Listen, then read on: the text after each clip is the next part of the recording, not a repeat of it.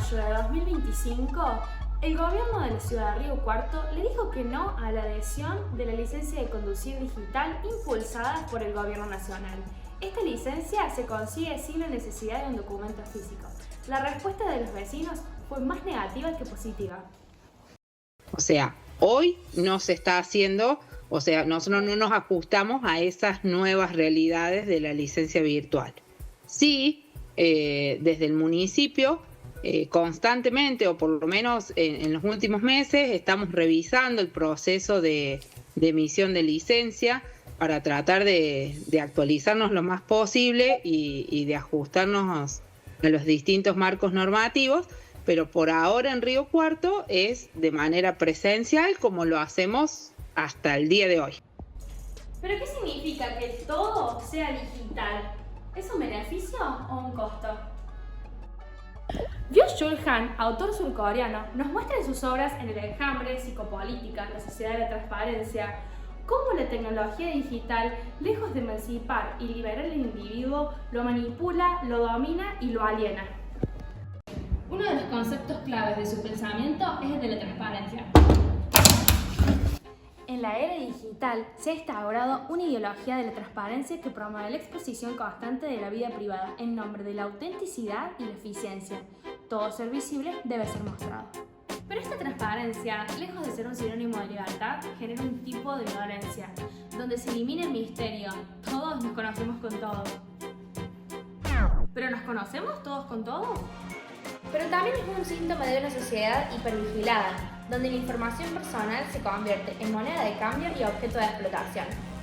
¿Nunca pasó que pensaste en comprarte algo, como una remera, un buzo, un par de zapatillas, y abriste una red social, como por ejemplo Instagram, y ya tenías la publicidad sobre ese objeto que querías comprarte? ¿No te parece raro si solo lo pensaste? Como explica Han en su obra Psicopolítica, el poder ya no actúa de manera externa, sino de una manera interna. El control se interioriza y los individuos están impulsados por la idea del éxito y el reconocimiento digital, y eso los lleva a que se autoexploten. En este contexto, los dispositivos digitales no solo registran nuestras conductas, sino también que las modelan. Vení.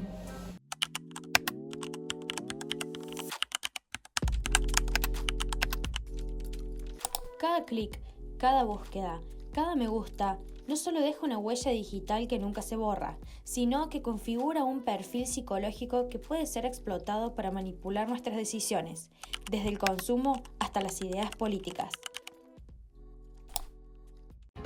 Ahora vamos a entrevistar al profesor de Ciencias Jurídicas, Hugo Ferrero. Vamos. Hay algunas cuestiones que se han dado respecto del Estado que es importante plantearlos. Normalmente cuando vos vas a la digitalización es para simplificar los trámites y poder hacerlo de manera no presencial o adelantar pasos. Se ha dado en muchos casos del Estado que vos hacés lo digital pero después hacen todo en papel. Eso es lo que implica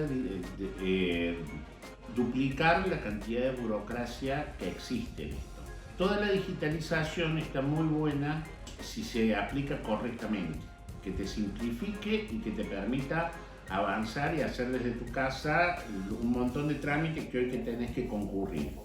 Vos tenés hoy en día la posibilidad de desarrollar trámites, de pagar boletas, de pagar impuestos, de pagar servicios, de arreglar circunstancias que se te complican, todo a través de lo digital. Y lo que no se puede hacer es dejar de que existe el trámite presencial, porque hay gente que no puede hacerlo. Hay mucha gente que no tiene una computadora en su casa por edad o porque no han adquirido, a pesar de que hoy en día con el celular vos podés desarrollar muchas cosas, no tienen la capacitación como para hacerlo. Entonces es necesario, y si tienen que recurrir a alguien, si no tienen un familiar, tienen que pagar. Entonces es todo un problema cómo se desarrolla eso. Lo mismo a nivel nacional con los trámites que se hacían en el ANSES. El carnet digital tiene una cuestión que es paradójica, en el sentido de que le sirve a los municipios para recaudar y para cobrar los impuestos y las multas que de otra manera es muy difícil que les puedan cobrar. Entonces, el carnet digital lo que generaría es un desfinanciamiento en algunas áreas del municipio con recursos que se están tomando de ahí. De cualquier manera, es muy abusivo el tema de la renovación cada 2 años, cada 3 años que tienen algunos municipios, porque ya el esquema recaudatorio es demasiado intenso. Antes, cuando uno empezó a tener carnet era de 4 o 5 años, no recuerdo, pero era un periodo mucho más grande y después te lo acortan, fundamentalmente para que no prescribieran las deudas y las multas que tenías en ese proceso. De cualquier manera, más allá de este problema municipal, creo que es muy positivo el tema de que haya un carnet nacional, digital, que uno lo pueda gestionar y que no tengas que andar con toda una serie de trámites burocráticos que se tienen que hacer acá. Participan en la producción de subjetividades a partir de la información que vos estás brindando con eso. ¿Qué es lo que tiene que ver esto? ¿Quiénes son los que manejan los procesos? Los grupos de poder. Sí, pero no los gobiernos. Normalmente son los grupos de poder que están detrás de los gobiernos. Las grandes empresas, las grandes corporaciones. Entonces, la CIA y los otros sectores que se encargan del procesamiento y el trabajo de inteligencia, obviamente que lo tienen totalmente analizado esto y tienen la particularidad de cada uno. En este sentido, los servicios de inteligencia juegan un papel fundamental. Antes tenían que espiarte, hoy te siguen en las redes y tienen un panorama tuyo. Hasta desde tu perfil psicológico generan posicionamientos y publicidades que sí o sí terminan trabajando sobre las subjetividades de las personas por el bombardeo que después te significa de información en ese esquema. Ahora, si las personas quieren analizar lo que manejan esto y quieren analizar todo lo que vos haces, lo pueden hacer tranquilamente. El problema que trajo en esa primera etapa este proceso de globalización, a la velocidad que se desarrolló, fue la imposibilidad que un montón de gente se acomodara a eso. Se fue destruyendo el Estado, que siempre había sido uno de los elementos que contenía a esos sectores que no se podían ir adaptando a los cambios. Entonces, bueno, y fundamentalmente con el presidente que tenemos, que no tienen absolutamente ninguna red en este proceso de cambios permanentes que se vienen desarrollando y que definen hacia dónde orientar el país. ¿Qué pasa con la tecnología? La evolución vas a tener que cabalgar porque los desarrollos tecnológicos van a seguir, vas a tener que ir con eso. El tema es cómo lo procesas y cómo lo adaptas de acuerdo a la realidad que tenés en cada país. Es decir, para que más que una necesidad y un sufrimiento sea algo que podamos ir disfrutando. Pero eso implica políticas claras de qué hacer con cada una de esas cuestiones. Te tenés que adaptar a la tecnología y tenés que adecuar los procesos. ¿Cómo hacer para que no te copien con la IA? Te vas a tener que adaptar a eso, si no te vas a volver loco.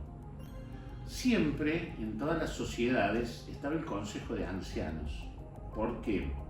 Ellos eran los que tenían el conocimiento vivo para ir planteando cómo debía solucionarlo, porque siempre era la misma solución. Cuando empezó a avanzar eso, cuando empezó a avanzar la tecnología, todo el consejo de ancianos desapareció.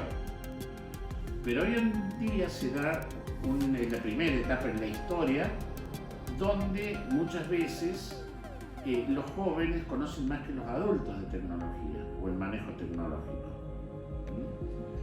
Y el error es creer que ese manejo tecnológico les da ventaja, porque lo que no conocen es la historia y la vida, sobre todo en una etapa donde les cuesta leer, porque la tecnología trajo como consecuencia que no se lea, y si vos no lees, no incorporas palabras a tu vocabulario y no podés argumentar.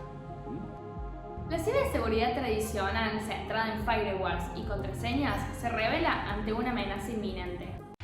La colonización del inconsciente por parte de algoritmos y plataformas